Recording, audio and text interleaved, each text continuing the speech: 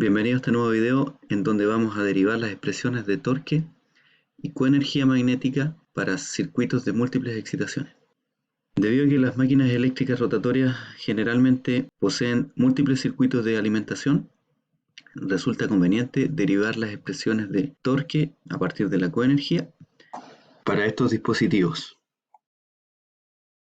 Por ejemplo, la máquina de corriente continua tiene dos circuitos de entrada o de alimentación, uno es el circuito de campo y el otro es el circuito de armadura.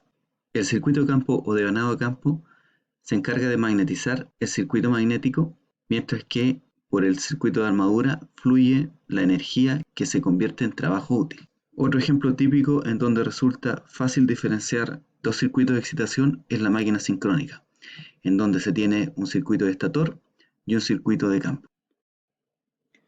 Para derivar las expresiones de coenergía y torque, consideremos la máquina rotatoria que se muestra en la figura.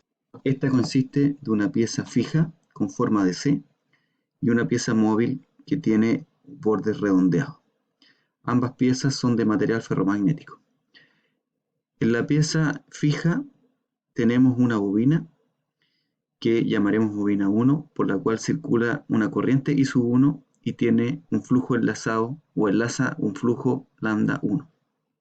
Mientras que en la pieza móvil tenemos una bobina que lleva una corriente I2 y enlaza un flujo lambda 2. El flujo total enlazado por la bobina 1 es lambda 1 y este está compuesto por el flujo propio o lambda 1, 1, quiere decir el flujo que enlaza la bobina 1 producida por la corriente 1 más el flujo 1, 2 que corresponde al flujo enlazado por la bobina 1 producido por la corriente I2. Por otro lado, para la bobina 2, el flujo total enlazado, o lambda 2, va a ser igual al flujo 2, 2, que va a ser el flujo enlazado por la bobina 2 producido por la corriente 2, más el flujo 2, 1, que corresponde al flujo enlazado por la bobina 2 producido por la corriente 1. Ahora, podemos asumir que lambda 1, 2 es igual a lambda 2, 1 para simplificar nuestro sistema de ecuaciones. Eso es válido en este dispositivo de doble excitación. Por otro lado, nosotros sabemos que el flujo enlazado es igual a la inductancia por la corriente. Por lo tanto, el flujo enlazado por la bobina 1 producido por la corriente 1 va a ser igual a la inductancia 1,1 o inductancia propia de la bobina 1 multiplicado por la corriente I1. Y el flujo enlazado por la bobina 1 producido por la corriente 2 va a ser igual a la inductancia mutua 1,2 multiplicado por la corriente I2. Esto se obtiene directamente, ¿cierto?, de trabajar esta ecuación y ir reemplazando los términos de inductancia y corriente. Para la bobina 2 vamos a tener algo similar, sin embargo ahora debemos considerar, ¿cierto?, que el flujo enlazado por la bobina 2 producido por la corriente 2 va a ser igual a la inductancia propia de la bobina 2 multiplicado por la corriente 2 más el flujo mutuo, que va a ser la inductancia 1,2 multiplicado por la corriente 1. Además deben recordar la expresión de la coenergía, que es igual a la integral de lambda de I, y la tasa de cambio de la coenergía, por lo tanto, va a ser lambda por dI. En nuestro sistema de doble excitación, la coenergía total va a ser la suma de la coenergía del circuito 1 más el circuito 2. Por lo tanto, nuestra coenergía resulta como el flujo enlazado total por la bobina 1 multiplicado por la tasa de cambio de la corriente 1 más el flujo enlazado por la bobina 2 multiplicado por la tasa de cambio de la corriente I2. Integrando esta ecuación, podemos obtener entonces la coenergía almacenada en nuestro sistema de doble excitación. Para hacer esta integración, lo primero que debemos considerar es que se energiza la bobina 1, o sea, llevamos una corriente I1 en la bobina 1, mientras que la corriente en la bobina 2 es igual a 0. Es decir, ahora sería un sistema de solo una excitación. Y luego, una vez que hacemos la integral de lambda 1 a d I1, energizamos la bobina 2 desde 0 a I sub 2, o sea, desde 0 a su corriente final, manteniendo, ¿cierto?, la corriente I sub 1 en su valor final. Esto es equivalente a hacer la integral desde 0 a I sub 1 de lambda 1. Y lambda 1 es igual a L11 por I sub 1 más L12 por I sub 2 por D de I sub 1. Pero I sub 2, ¿cierto?, es 0. Y por lo tanto nos queda solamente ese término. Más la integral desde 0 a I sub 2 de lambda 2, que va a ser igual a L22 por I sub 2 más L12 por I sub 1 de I sub 2. Si hacemos esta integral, finalmente, ¿qué tenemos? Vamos a tener la integral de I sub 1 por D de I sub 1, o sea, eso nos va a dar 1 medio de L11 por I sub 1 al cuadrado, más la integral de esta otra ecuación, que va a ser L22 por I sub 2 D de I sub 2, o sea, 1 medio de L22 por I sub 2 al cuadrado, más L12 por I sub 1 por D de I sub 2, y eso es igual a L12 por I sub 1 por I sub 2.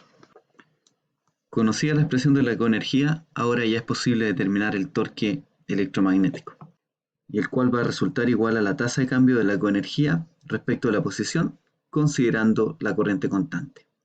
Si hacemos la derivada de la coenergía con respecto a la posición, fíjense que la corriente se mantiene constante, I sub 1 es constante, I sub 2 es constante, y la multiplicación naturalmente también es constante. Solamente vamos a tener que derivar, ¿cierto?, la expresión de inductancia, que va a ser función de la posición. Por lo tanto, la ecuación de torque resulta de esa forma. Es decir, el torque es igual a 1 medio de I sub 1 al cuadrado por la tasa de cambio de la inductancia propia de la bobina 1 con respecto a la posición, más 1 medio de la corriente I sub 2 al cuadrado por la tasa de cambio de la inductancia propia de la bobina 2 con respecto a la posición, más I sub 1 por I sub 2 por la tasa de cambio de la inductancia mutua 1,2 con respecto a la posición. La ecuación de torque de los circuitos de doble excitación se puede dividir en dos partes. La primera está asociada a las inductancias propias del circuito, L11 y L22, y la segunda está asociada a la inductancia mutua del circuito, o L12. A esta componente del torque producido por las inductancias propias se le denomina torque de reluctancia, mientras a esta otra componente producida por la inductancia mutua se le denomina torque electrodinámico. El torque de reluctancia, por tanto, está relacionado con la variación de las inductancias propias de estator o rotor en función de la posición, mientras que el torque electrodinámico está relacionado con la variación de las inductancias mutuas o los acoplamientos entre estator y rotor en función de la posición. Para comprender estos conceptos de torque de reluctancia y torque electrodinámico, analicemos la ecuación descrita anteriormente, la ecuación de torque, y nuestra máquina bajo análisis para los siguientes tres casos. El primero, en donde solo se energiza la bobina 1, el segundo, en donde solo se energiza la bobina 2, y el tercero, en donde se energizan las bobinas 1 y 2. Cuando solo se energiza la bobina 1, en nuestra ecuación de torque desaparecen todas las componentes salvo la asociada a la corriente I sub 1. En tal caso, la corriente I sub 1 produce un campo magnético o una fuerza magnetomotriz 1, y lo que va a tender a hacer es alinear la pieza móvil a su posición de mínima reluctancia, es decir, la pieza móvil va a tratar de rotar en esa dirección. Una vez que alcanza el eje de la pieza móvil alcanza esa posición, entonces se encuentra en la posición de mínima reluctancia o máxima inductancia, y por lo tanto la pieza móvil no se va a mover más, salvo que nosotros cambiemos la posición del campo magnético producido por la bobina 1. Cuando nosotros ahora solo energizamos la bobina 2, es decir, la alimentamos con corriente I sub 2, desaparecen todas las componentes del torque, salvo la componente asociada a la corriente I sub 2. En ese caso, ahora el campo FMM2 o fuerza magnetomotriz 2 va a tender a alinear la pieza móvil con la pieza fija, nuevamente tratando de encontrar la posición de mínima reluctancia, es decir, va a rotar en esta dirección. Una vez que alcance la posición, ¿cierto?, de mínima reluctancia, la máquina nuevamente ya no va a tener capacidad de movimiento. Y el último caso es cuando energizamos la bobina 1 y 2 a la vez. En tal caso, el término de torque adicional que aparece es este torque electrodinámico. En tal caso, lo que tratan de hacer los campos producidos por la corriente 1 y la corriente 2, es decir, fuerza magnetomotriz 1 y fuerza magnetomotriz 2, es alinearse entre ellos. Es como cuando ustedes tienen dos imanes permanentes y los enfrentan, ¿cierto?, con polaridades inversas, es decir, el polo norte con el polo sur magnético. Lo que van a tender a hacer los imanes es tratar de alinearse y estar en esa posición de mínima energía. Finalmente, el torque total en la máquina se va a deber a estos tres componentes, siempre y cuando existan variaciones de las inductancias propias con respecto a la posición y variaciones de las inductancias mutuas con respecto a la posición. Por simplicidad, todas las ecuaciones descritas anteriormente de este dispositivo de doble excitación se pueden escribir de forma matricial, lo que se muestra en las siguientes transparencias. Ustedes pueden revisar estas ecuaciones que están disponibles en las PPT y tratar de reescribir cada una de ellas en función de estas ecuaciones matriciales que se muestran aquí, ¿ya? Eso se deja como tarea o trabajo personal, y cualquier duda que tengan respecto de cómo derivar las ecuaciones, no duden en consultármelo a través de mi correo o el aula virtual. Espero que les haya quedado claro cómo se derivan las ecuaciones de coenergía y de torque para dispositivos de doble excitación.